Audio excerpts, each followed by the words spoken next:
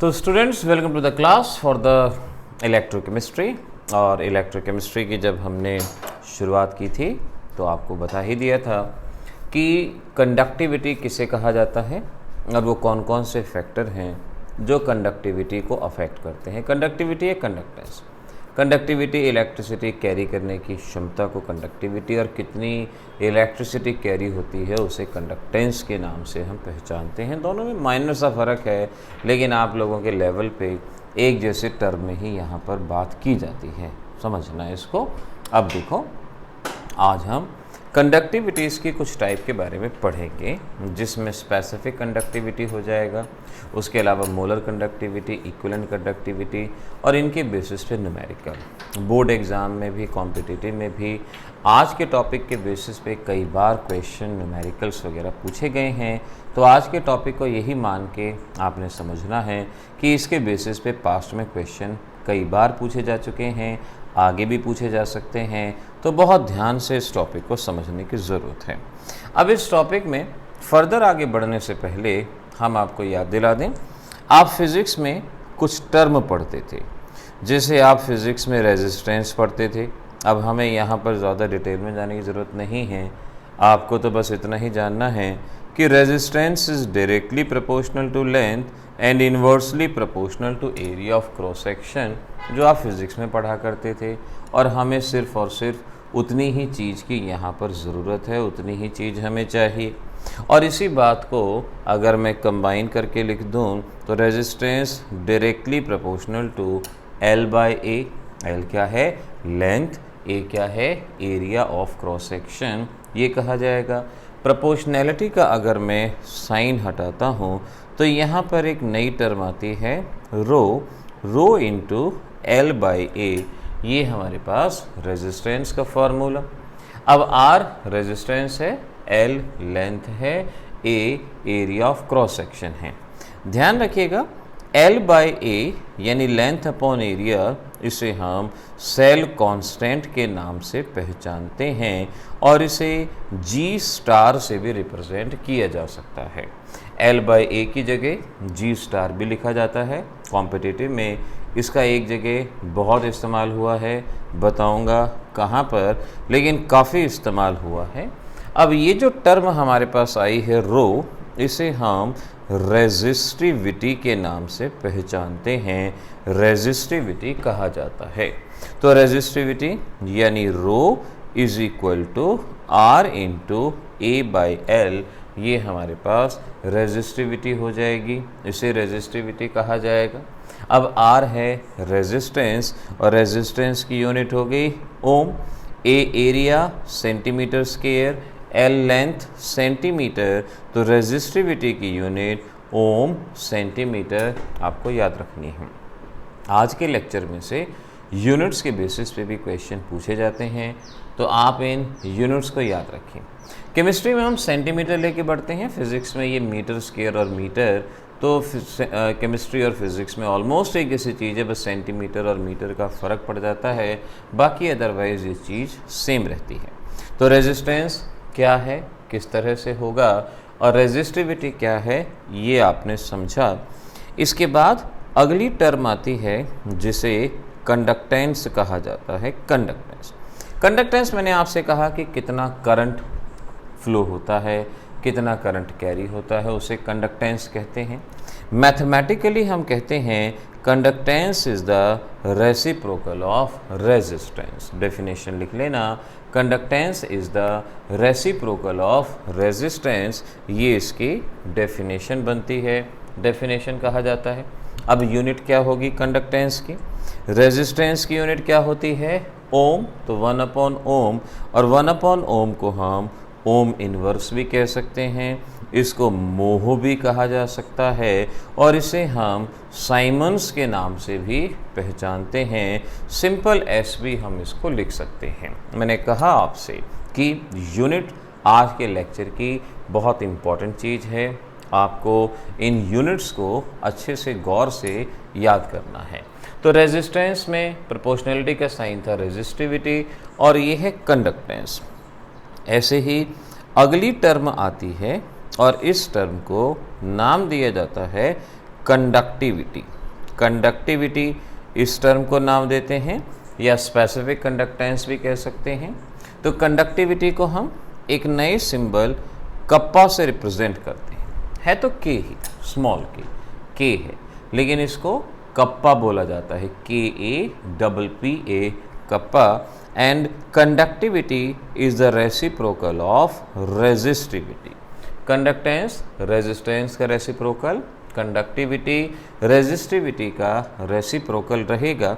और रेजिस्टिविटी अभी आपने पढ़ा R इंटू A/L, तो कप्पा के बारे में मैं कह सकता हूँ 1/R इंटू L/A।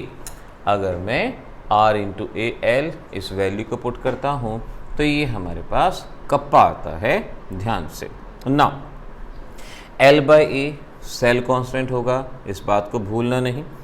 इस बात को और ध्यान रखना कि कंडक्टेंस को हम कैपिटल C से भी रिप्रेजेंट करते हैं और इसी कंडक्टेंस को G से भी रिप्रेजेंट किया जाता है।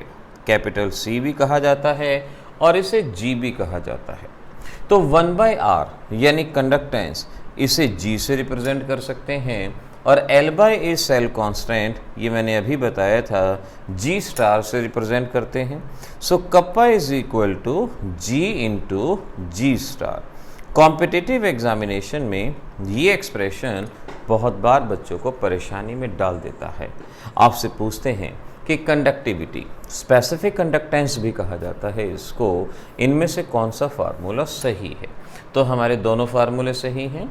कप्पा इज इक्वल टू 1/ρ कह लो, ये तो खैर शायद ही पूछा जाए, 1/R इंटू L/A और G into G star.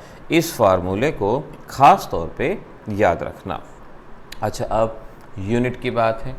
1/R, R की यूनिट हो गई ओम, लेंथ की यूनिट सेंटीमीटर और एरिया की यूनिट सेंटीमीटर स्क्वायर। सॉल्व करेंगे तो ओम इनवर्स सेंटीमीटर इनवर्स, ये यूनिट कप्पा की कहलाई जाएगी। और ओम इनवर्स की जगह हम क्या लिख सकते हैं? हम मोह लिख सकते हैं, तो मोह सेंटीमीटर इनवर्स, ये भी सही है। हम साइमन्स भी लिख सकते हैं, साइमन सेंटीमीटर इनवर्स। रटना है इन यूनिट्स को ध्यान से।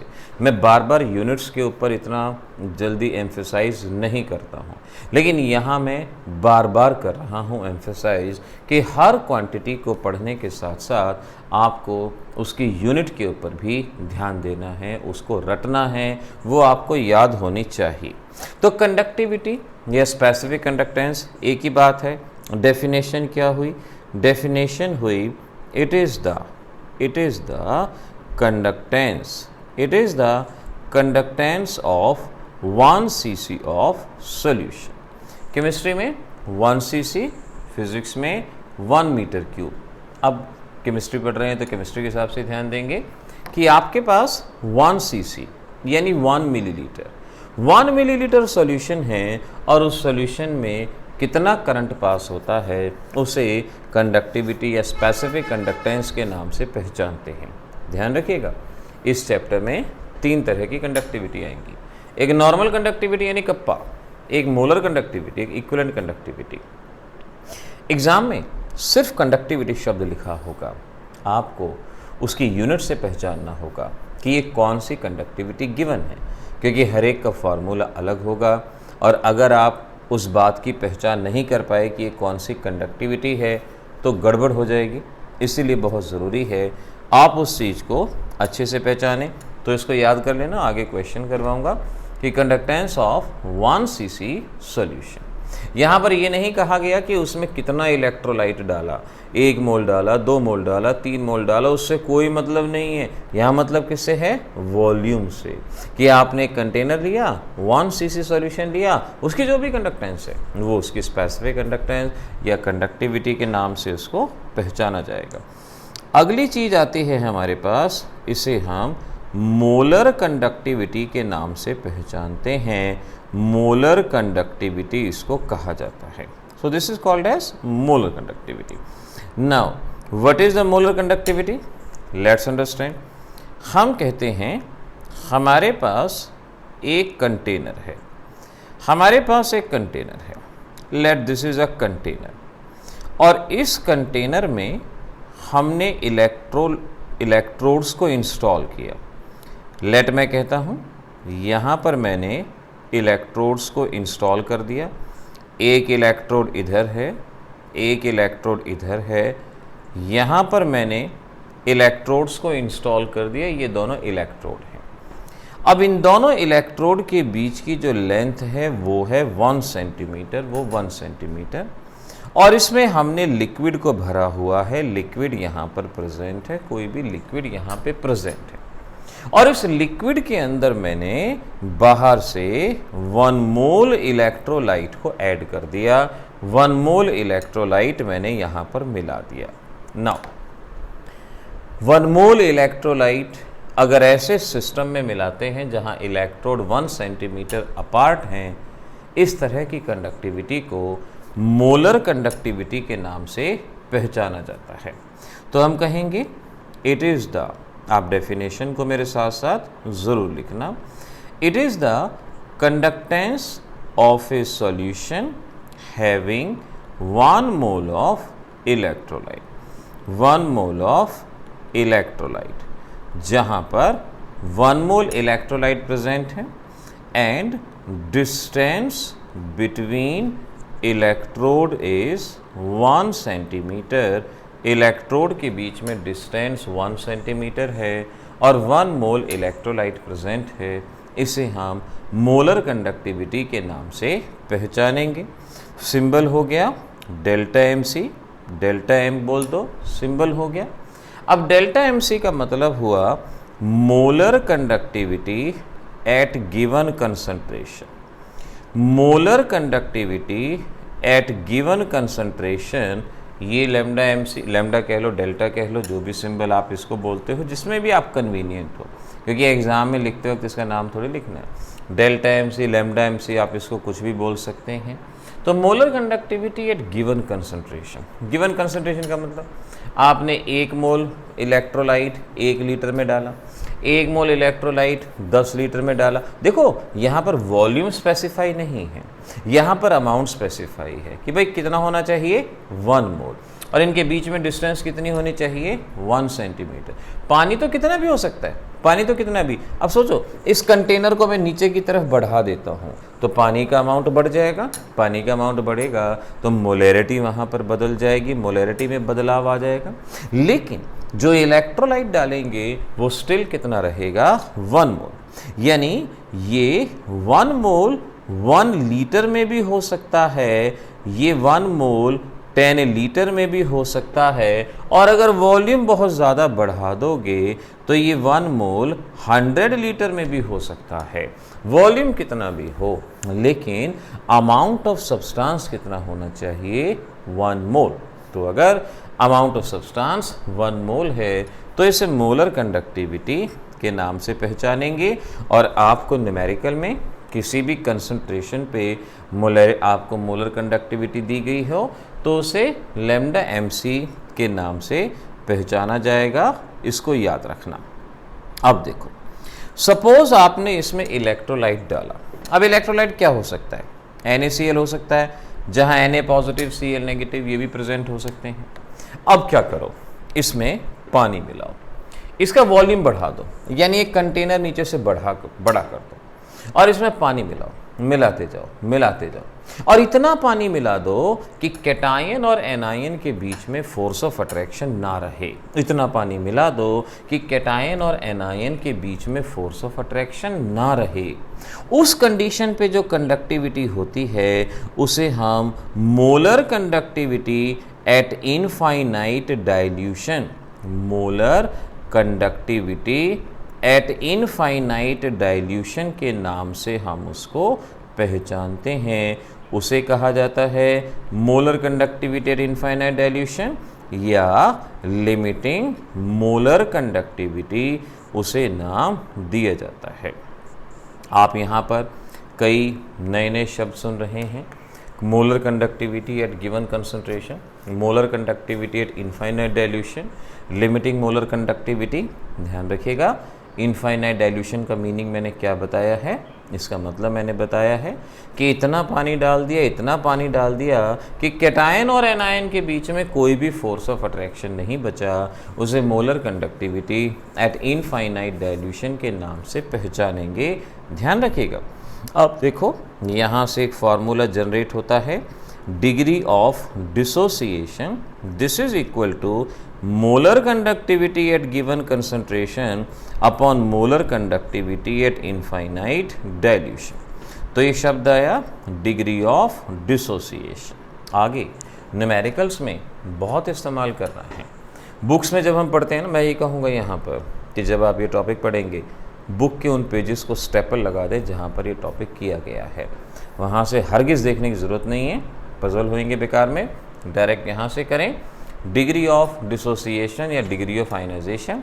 इसका मतलब होता है कि एक मोल सब्सटेंस में से कितना हिस्सा टूटा, उसे डिग्री ऑफ डिसोसिएशन कहते हैं। Fraction of molecule dissociated out of one mole, एक मोल में से कितना टूटा। अगर एक मोल में से आधा टूट गया तो डिग्री ऑफ डिसोसिएशन 0.5, एक मोल में से 25% टूटा तो डिग्री ऑफ डिसोसिएशन 0.25। अगर आपसे कहते हैं परसेंटेज डिसोसिएशन निकालना है तो आपका फार्मूला अल्फा इंटू 100, ये परसेंटेज आयनाइजेशन हो जाएगा। शब्दों को साथ के साथ याद रखना, डेल्टा एम सी या lambda M C, lambda M infinity या delta M infinity, limiting molar conductivity definition में बताता गया हूँ, उन डेफिनेशंस को यहाँ पर याद रखना। अब molar conductivity at infinite dilution का एट गिवन कंसंट्रेशन का फार्मूला रटना है आपको। This is kappa into 1000 upon M. अगर न्यूमेरिकल में आता है कि molar conductivity at given concentration बताओ, तो आपके पास कप्पा होना चाहिए, मोलैरिटी होनी चाहिए, आपके पास 1000 गिवन है। आप यहाँ से इस वैल्यू को सॉल्व कर सकते हैं, इससे आप अपना जवाब बहुत आसानी से दे सकते हैं। इस पॉइंट को याद रखिएगा। अगर वॉल्यूम मीटर क्यूब में हो, ये तो है वॉल्यूम जब सेंटीमीटर क्यूब में हो, वॉल्यूम इन सीसी, सीसी यानी सेंटीमीटर क्यूब। अगर वॉल्यूम मीटर क्यूब में होता है तो 1000 नीचे आ जाता है, तो के अपॉन एम इंटू 1000 वो फार्मूला बनता है मीटर क्यूब के लिए। लेकिन अभी पहले इसी से समझो, कॉम्पिटिटिव में मीटर क्यूब का आता है, यहाँ पर मीटर क्यूब हमें अभी ज़्यादा जाने की ज़रूरत नहीं है। तो हमारे पास मोलर कंडक्टिविटी का पूरा कंसेप्ट हो गया, पूरा कंसेप्ट सामने का सामने हो गया कि आपको इलेक्ट्रोड के बीच में डिस्टेंस 1 सेंटीमीटर लेनी है, 1 मोल इलेक्ट्रोलाइट डालना है। अब वो 1 मोल इलेक्ट्रोलाइट 1 लीटर में भी हो सकता है, 10 लीटर में भी हो सकता है, 100 लीटर में भी हो सकता है। तो जो भी कंसंट्रेशन पे होगा उसे molar conductivity at given concentration कहा जाएगा। आपने इतना पानी डाल दिया कि कैटायन एनायन के बीच में अट्रैक्शन नहीं रहा तो molar conductivity at infinite dilution होगा। अगर दोनों को डिवाइड कर दोगे तो डिग्री ऑफ डिसोसिएशन हो जाएगा। परसेंटेज निकालने के लिए 100 से उसको मल्टीप्लाई, और ये हुआ हमारा फार्मूला। नाउ यूनिट्स, अब आपने इसकी यूनिट्स याद रखनी है। इसकी यूनिट याद रखोगे ohm inverse centimetre square mole inverse, रटोगे इस चीज़ को। कप्पा की यूनिट क्या थी? Ohm inverse centimetre inverse. Ohm inverse की जगह मोहो सेंटीमीटर, आप मोहो सेंटीमीटर इनवर्स इस तरह से, या साइमन सेंटीमीटर इनवर्स। यहाँ ohm inverse centimetre square mole inverse ये आएगा, या ओम की जगह मोह हो सकता है, ये भी इसकी यूनिट होगी, या मोह की जगह साइमन्स हो सकता है, ये भी इसकी यूनिट होगी। रटनी, अब देखो रटने का तो मैं ये कहूँगा कि आपको करना है, लेकिन जब आप खुद से समझ के करोगे तो ये रटने का कंसेप्ट नहीं रहेगा, बहुत आसानी से ये चीज़ आपसे हो जाएगी। अगली आती है इक्विवेलेंट कंडक्टिविटी। इक्विवेलेंट कंडक्टिविटी, अब देखो इक्विवेलेंट कंडक्टिविटी बिल्कुल आइडेंटिकल है जैसा अभी आपको मोलर कंडक्टिविटी बताई मैंने। ऐसे ही हमने एक कंटेनर लिया और उस कंटेनर में हमने फिर दोबारा से इलेक्ट्रोड्स को इंस्टॉल किया, जैसे पहले किया था। इलेक्ट्रोड को इंस्टॉल किया, यहाँ पर भी इलेक्ट्रोड को हमने इंस्टॉल किया दोबारा से। इसके अंदर हमने पानी भर दिया, पानी भरा हुआ है, और इसमें हमने इलेक्ट्रोलाइट डाला, 1 इक्विवेलेंट इलेक्ट्रोलाइट डाला।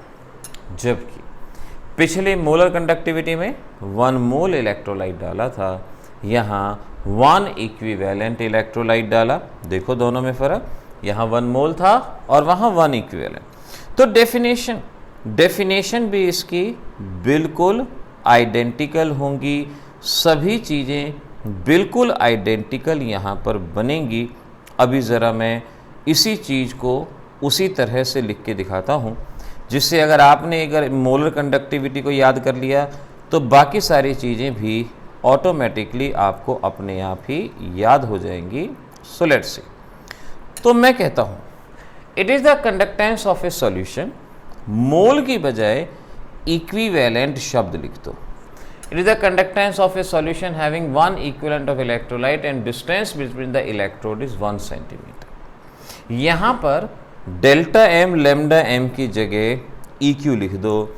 Equivalent conductivity at given concentration, molar की जगह हमने लिख दिया equivalent conductivity at given concentration. इतना पानी मिला दो कि कैटायन और एनायन के बीच में कोई भी फोर्स ऑफ अट्रैक्शन ना रहे। इसे equivalent conductivity at infinite dilution, molar शब्द हटा के यहाँ इक्विवेलेंट शब्द लिख दिया जाएगा। लिमिटिंग मोलर कंडक्टिविटी, मोलर हटा के लिमिटिंग इक्विवेलेंट कंडक्टिविटी यहाँ पर कह दिया जाएगा। तो बिल्कुल वही चीज़ है, बस मोल शब्द को हटा के इक्विवेलेंट शब्द लिख दिया तो बात बन गई। ऐसे ही डिग्री ऑफ आयनाइजेशन, ये भी lambda EQ at given concentration at infinite dilution, बिल्कुल उसी तरह से बात बनेगी, सेम वैसे ही बनेगा। और अगर आप equivalent conductivity at given concentration बताना चाह रहे हैं तो kappa into 1000 upon normality, kappa into 1000 upon normality, ये फार्मूला आएगा। मोलर कंडक्टिविटी में क्या होता था? मोलैरिटी, लेकिन यहाँ क्या आएगा? नॉर्मेलिटी। तो यूनिट्स क्या हो जाएंगी? Units ohm inverse centimetre square equivalent inverse, mole की बजाय इक्विवेलेंट शब्द आएगा। ओम इनवर्स की बजाय mho centimetre square equivalent inverse, mho की जगह siemens centimetre square equivalent inverse. तो देखो चीज़ें एक जैसे मेथड से पढ़ो। जब एक जैसे मेथड से पढ़ोगे तो चीज़ें जानी पहचानी लगेंगी, मुश्किल नहीं लगेंगी, आप बहुत आसानी से उस चीज़ को कर सकते हो। अब ये है कब? जब वॉल्यूम सीसीज में है। अगर वॉल्यूम मीटर क्यूब में है तो 1000 ऊपर की जगह नीचे लगा दो, ये ट्रिक है। 1000 ऊपर की जगह नीचे लगा दो तो आपका न्यूमेरिकल फटाफट ऐसे के ऐसे न्यूमेरिकल आपका सॉल्व हो जाएगा। अब यहाँ पर एक रिलेशन और बता दूँ कि molar conductivity is equal to N factor into equivalent conductivity. अगर आप मोलर कंडक्टिविटी जानते हो, एन फैक्टर जानते हो, अच्छा सपोज आप एन फैक्टर नहीं जानते, तो molar conductivity is equal to acidity और बेसिसिटी इंटू इक्विवेलेंट कंडक्टिविटी। इस फार्मूले को याद रखिएगा, न्यूमेरिकल्स में ये फार्मूले आपके काफ़ी काम आएंगे, काफ़ी इस्तेमाल करना होगा आपको। इधर उधर भटकने के बजाय डायरेक्ट इन फार्मूलों का इस्तेमाल करेंगे तो आपके न्यूमेरिकल बहुत आसानी से सॉल्व होंगे, कोई ख़ास समस्या आपको सामने नहीं आएगी और बहुत इजीली आप अपने न्यूमेरिकल्स को सॉल्व कर पाएंगे। ज़रा कुछ क्वेश्चंस के बारे में बात करते हैं। पहला question, when molar conductivity is equal to equivalent conductivity, molar conductivity equivalent conductivity के बराबर कब होगी? क्या सामने से देख के जवाब दे सकते हो? देखो दे सकते हो जवाब, बता दो कि ये दोनों की दोनों बराबर कब होंगी? जब एन फैक्टर 1 हो, ये एसिडिटी और बेसिसिटी 1 हो। व्हेन एन फैक्टर इज 1 और एसिडिटी और बेसिसिटी इज 1, अगर ये 1 होगा तो molar conductivity is equal to equivalent conductivity, ये आप कह सकते हो। अगर आपसे पूछा गया when kappa is equal to molar conductivity, यानी स्पेसिफिक कंडक्टिविटी और मोलर कंडक्टिविटी कब बराबर होंगे, ये आपसे पूछा जाता है। अब ये जवाब आप तभी दे सकते हो जब डेफिनेशन अच्छे से याद है। देखो के बारे में मैंने क्या कहा था? It is the conductance of solution, volume is 1 cc। अगर वॉल्यूम 1 cc है, उसकी कंडक्टेंस को कप्पा कहा जाता है। और अगर आपके पास 1 मोल इलेक्ट्रोलाइट है तो उस कंडक्टेंस को मोलर कंडक्टेंस कहा जाता है। तो मैं कहता हूं 1 mole electrolyte, 1 mole electrolyte present in 1 cc solution. अगर 1 मोल इलेक्ट्रोलाइट 1 cc में होगा, अब वॉल्यूम अगर 1 cc है तो वो स्पेसिफिक कंडक्टेंस होगी, अमाउंट अगर 1 मोल है तो वो आपकी मोलर कंडक्टिविटी होगी। तो जब 1 मोल इलेक्ट्रोलाइट 1 cc के अंदर होगा उसे मोलर कंडक्टिविटी का नाम दिया जाएगा और ये इस तरह से बराबर हो जाएंगे। और अगर यहीं पर मैंने क्वेश्चन पूछ लिया होता when kappa is equal to equivalent conductivity, अब जवाब आप खुद दे लोगे। इक्विवेलेंट कंडक्टिविटी का मतलब when 1 equivalent electrolyte present in 1 cc of solution, आप अपने इस क्वेश्चन का जवाब बहुत आसानी से दे सकते हो। ये थ्योरेटिकल पार्ट जो मैंने यहाँ पर बताया इसी तरह से याद रखना। अब चलते हैं न्यूमेरिकल पार्ट पे और कुछ न्यूमेरिकल्स को जानने की कोशिश करते हैं। पहला फार्मूला याद रखेंगे, kappa is equal to 1/r into L/A। L/A का मतलब सेल कांस्टेंट, L/A को हम सेल कांस्टेंट कहते हैं, भूलना नहीं।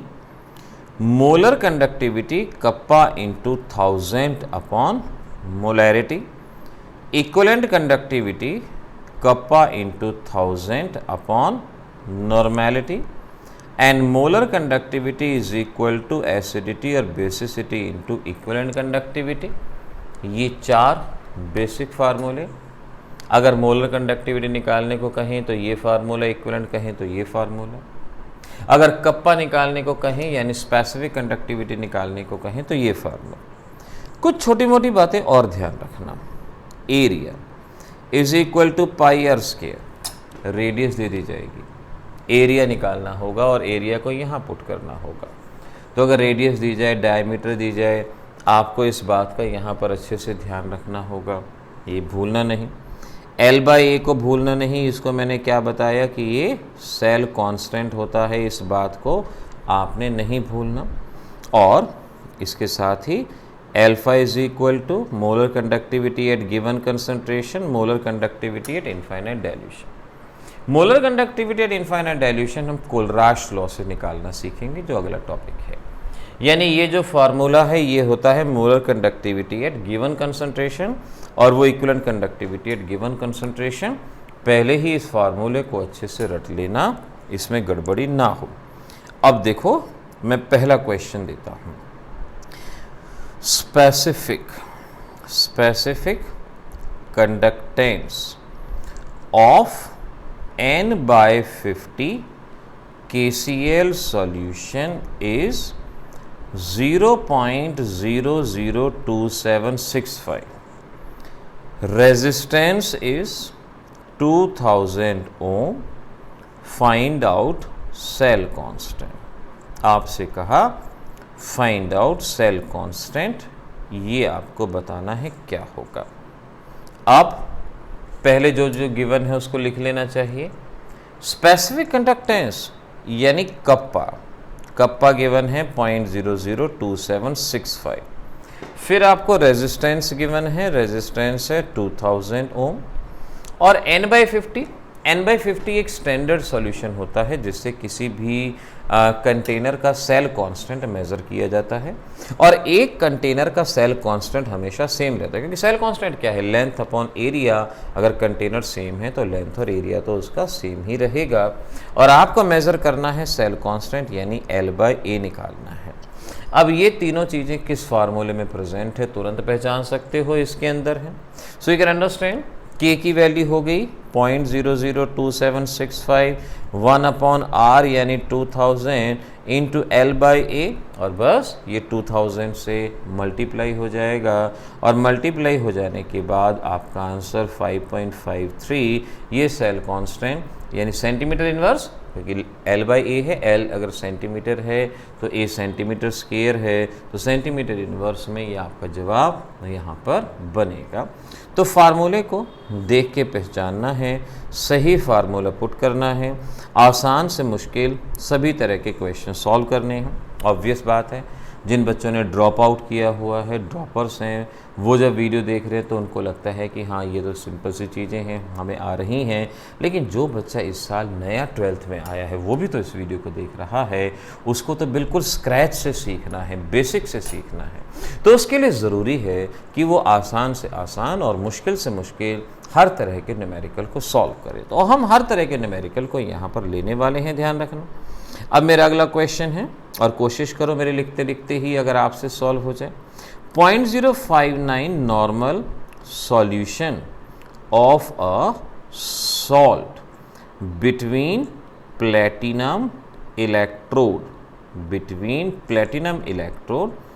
2 centimeter apart and area is 4 centimeter square. Resistance is 25 ohms।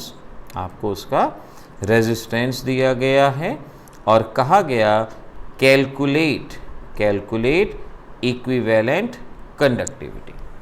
आपको उसके इक्विवेलेंट कंडक्टिविटी निकालनी है और ये कुछ डेटा आपको गिवन है। इक्विवेलेंट कंडक्टिविटी, अब ये क्वेश्चन भी मैं मल्टीपल चॉइस में फॉर्म में नहीं दे रहा हूँ, है तो ये MCQs का ही, लेकिन मैंने ऑप्शन हटा दिए ताकि डायरेक्ट आप इसको सॉल्व कर पाएँ। इक्विवेलेंट कंडक्टिविटी आपको बतानी है क्या होगी। पहले क्या क्या गिवन है? नॉर्मेलिटी गिवन है, ठीक है, नॉर्मेलिटी हम लिख लेते हैं 0.5 नॉर्मल गिवन।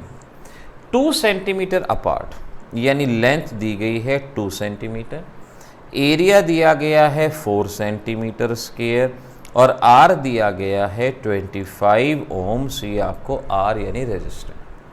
इक्विवेलेंट कंडक्टिविटी का फार्मूला हमारे पास है कप्पा इंटू 1000 अपॉन नॉर्मेलिटी। ये फार्मूला नॉर्मेलिटी है, 1000 है, कप्पा नहीं है, कोई बात नहीं।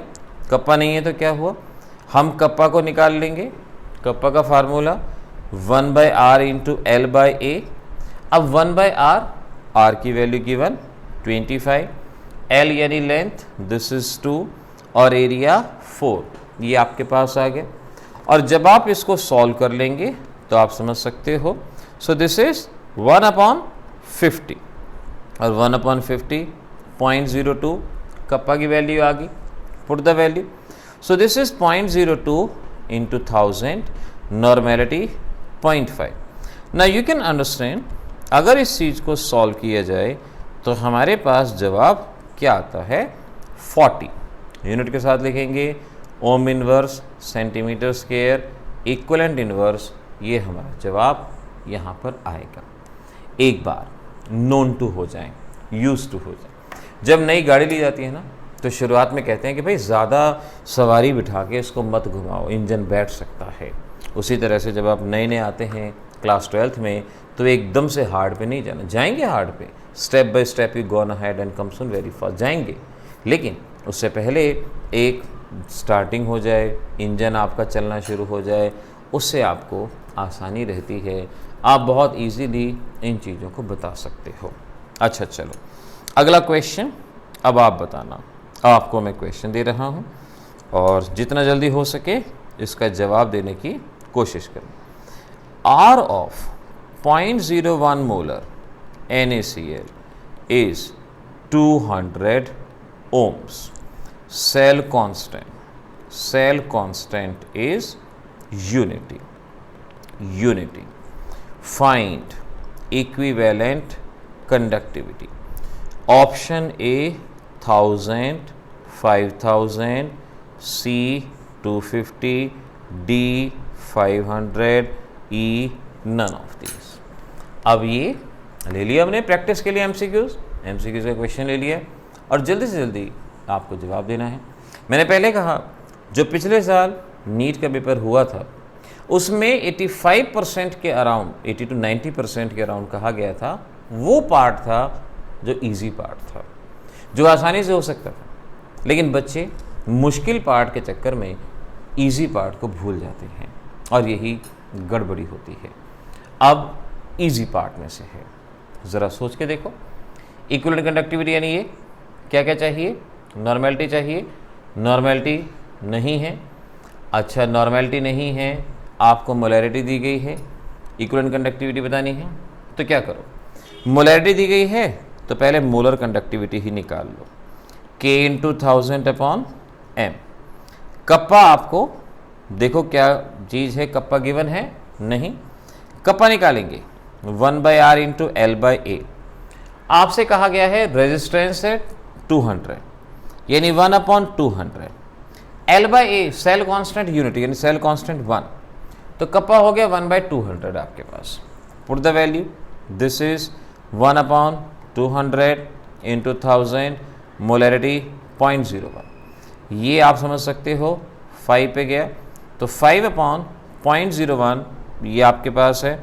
और जब आप इसको सॉल्व कर लेंगे तो कितना आएगा, 500, पॉइंट हटाया 2 0 ऊपर आएंगी, 500 ओम inverse centimetre square mole inverse, यही molar conductivity.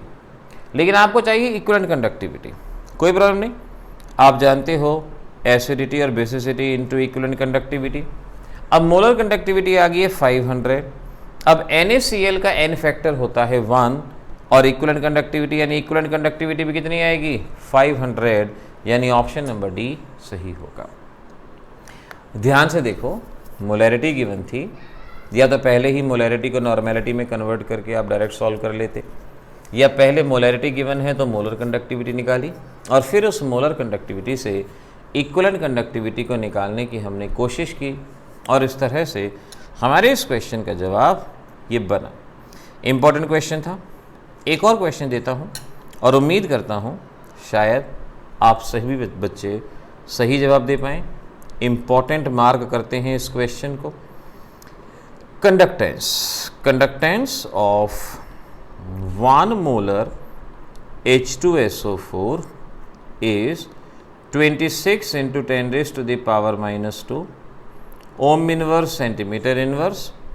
Find out equivalent conductivity, और ऑप्शन में है आपके पास 60, 65 और 260 और ऑप्शन में 130 E, नन ऑफ दिस।